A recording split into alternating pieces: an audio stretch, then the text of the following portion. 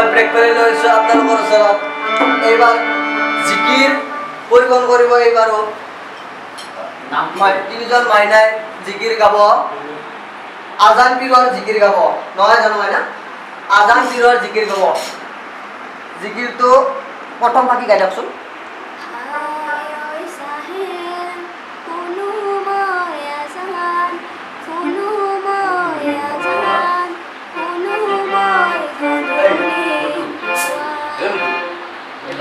আজান আজান শুনাৰ লগে লগে আমি মুছলমানসকলে সকলো মুছলমানে আমি মছজিদত যাব লাগে আৰু মহিলাসকলে অজু গোসল কৰি গা মূৰ ধুই ঘৰতে নমাজ পঢ়িব লাগে। সেইকাৰণে কৈছোঁ নমাজ বিনে দুনিয়াত একো নাই। আখিৰাতৰ খেতি, নমাজ আখিৰাতৰ খেতি হয়। সেইকাৰণে আপোনালোক কৈছোঁ এই জিকিৰৰ জৰিয়তে এই জিকিৰ শুনি আপোনালোকে অলপ নমাজৰ মানে ধ্যান কৰক। অকল আপোনালোকে নমাজ পঢ়ক। নমাজ জান্নাতৰ চাবি হয়।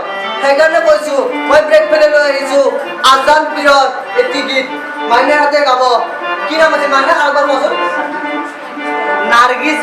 নাৰ্গিছ বেগম, তেওঁ এই জিকিৰটো পৰিৱেশন কৰিব।